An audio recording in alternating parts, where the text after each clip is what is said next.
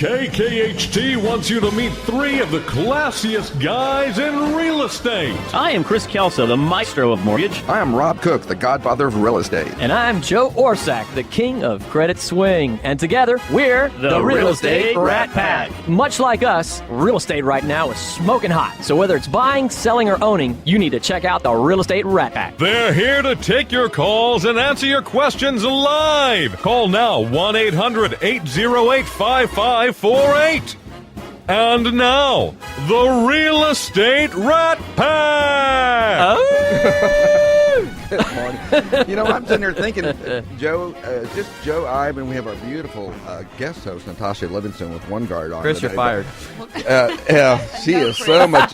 She is so much easier on the eyes. But I'm trying to think the last time all three of us were on the show together. It's been like a month.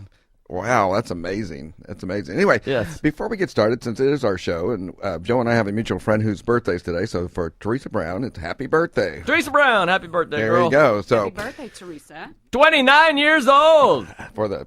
I'm not going to say it, Teresa. We're going to stay away from that. What anniversary of her 39th birthday it is. Anyway, today with us, again, we have the What are we talking about? Oh, I think we're going to what talk. are we doing here? Wait, Joe, is Rob just called me and said, out? "Hey, you guys show up here." Yeah, and he's really good at showing up, except for yesterday when took that cheap shot. Anyhow, you know, through the Houston Association of Realtors, there's a group. It's called NRG, which is Next Generation Real Estate Agents, and we have I guess it's basically a process whereas we select 20 great agents, and it's called 20 Under 40. And we had 4 of them on previously. Well, that's a convenient name. Yes, 20 under 40. What a coincidence. We are fortunate enough to have 3 of the winners of that award. And the first one we're going to be talking with is Chance Brown with Realty One. Welcome. Thank you. Good to be here. He's the token male guest. That's right. Well, I thought I had to balance it out a little bit. We do that to stay out of trouble, I think. Yeah. I'm bringing the pretty factor down. I mean, Kelso. Kelso Steed. I wasn't going to go there, but now that you mentioned it, they're much prettier than you. But anyway, and Chance, I'm starting to see a pattern here in the show. Of goofiness. Is that the? Well, yeah, exactly. that's true. Anyway, Chance, you just opened up a brand new franchise. Is that correct? We did. We just brought Realty One Group, which is the 7th largest real estate brand in the country, to Houston, and our office is going to be opening up first of the year. There's your only one and only plug. plug. Get you. Yes.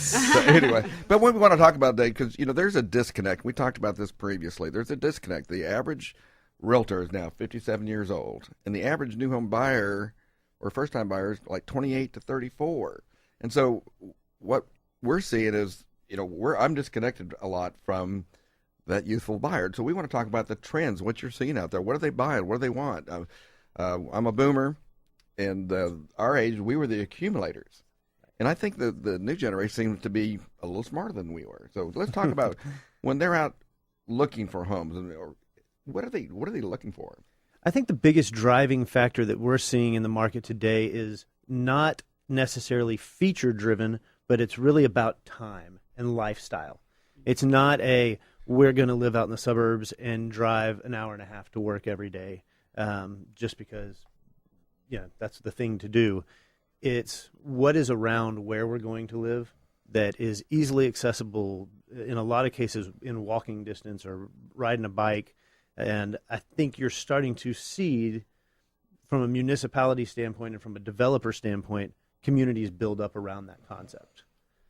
So you're seeing developers and builders, things like that, selling more lifestyle than features is pretty much what you're Absolutely, seeing? Yes. So when they do a master plan community, there's going to be amenities and things there that are going to be appealing to the youthful market. Yeah, absolutely. I mean, I think if you look at, from a historic perspective, if you look at the ExxonMobil move to the Woodlands area, if that was happening 20 years ago, there's almost no question that move goes downtown Houston. And the people working for ExxonMobil still might have lived in the Woodlands and just made that commute. Today, they pick the Woodlands, and they're building up communities like Springwoods Village and the Woodlands around that to make it a more employee-friendly environment. Yeah, I think you're saying, again, it goes back to lifestyle.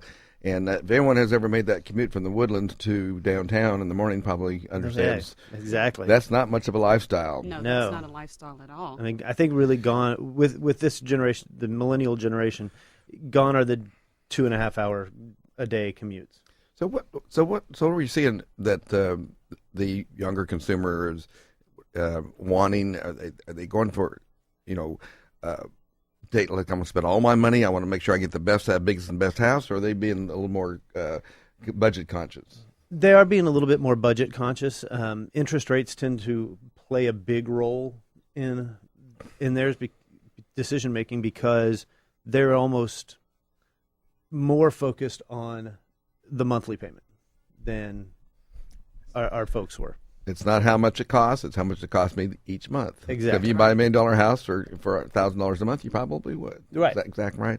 Of course, I survived 18% interest rates, and so you sit there and watch these people go, and oh my God, I think it might go to 6%. I'm going, man, we were up jumping in the streets when it went to 10%. So you all have never been in that market. No. Well, just even the last 5-6 years, it's still crazy how much it came down in the last 5-6 years. I got 8.25 on my house, and kind of, hey, this is fantastic. I was getting a top-notch Getting a rate. good deal back then. Yeah. It's less than half of that, since then. So That's a it's great amazing. segue, and Joe, you're going to have some input on this, I'm sure. Is that we were also the age group that we were accumulators, so we would get into debt a lot, and of course with Dave Ramsey and shows like that, I think there's a little more consciousness about how to handle money. Are you seeing that in your buyers and sellers? There is. You're absolutely right. There's a lot more consciousness about financial literacy today. The big toss up in the air is, what they do in college. Right. Because, when they're handing out T-shirts for credit cards and, free money, there's a lot of people who are going to buy their first house and they still have stuff on their credit from 2 or 3 years ago when they were in college. Now, part of the NRG group, which is a large group, and mostly anyone who's really under 40 years old and is in the real estate industry can be part of it, but you're actually working on a legacy program. For our Texas Realtor Leadership Program. Right. And it's an Adopt a School program where we would put it's a Dave Ramsey class called Foundations of Personal Finance into local high schools. So, Joe, I'm actually, not typically that we ask our host questions, but again, it's that segue into, are you seeing a lot of people that are young that are having credit issues, or is it usually people? No, our demographic is typically a person in their 40s. So that's the common. So you can be hopeful. Maybe for the love of God, somebody stops maxing out credit cards and going into debt. I don't know. Well, there's no greater freedom than being out of debt. Yeah. Let's face it, and that's what. I personally, I had to learn that actually probably a couple times over, and I just don't carry debt on my credit cards anymore. I avoid it like the plague. No comment. No comment. Well, we are approaching the season of indebtedness. Yes. No. Exactly. No. Yes, we are. My Christmas is cash and carry for me. I don't. No credit card debt.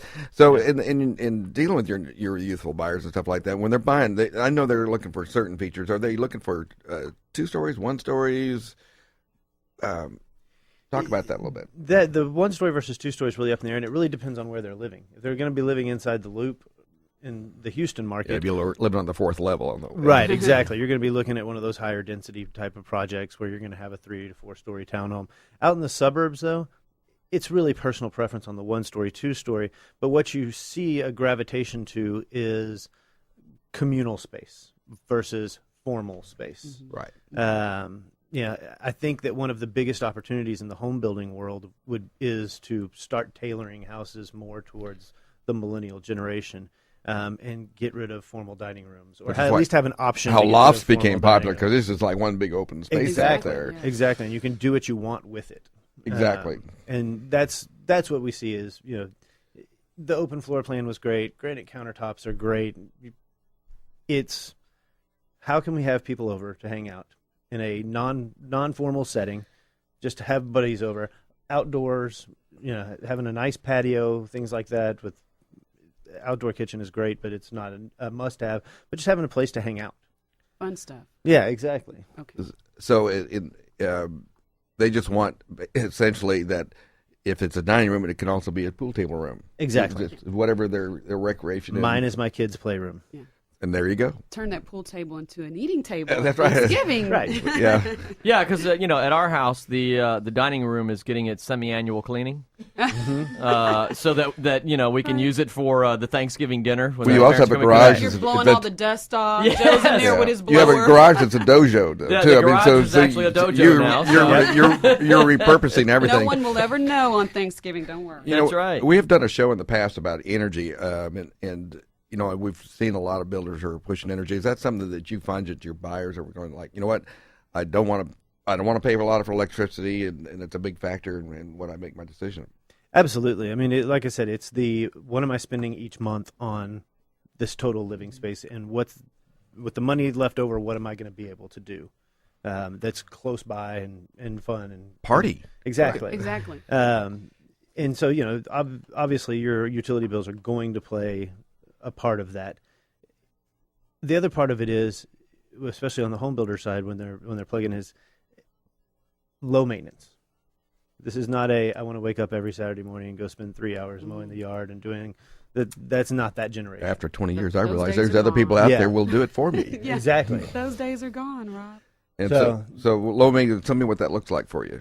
It's not the half-acre yard. It's a smaller yard. It's fine. It's not having to repaint. It's not having to landscape a lot. It's give me more time with my friends and family.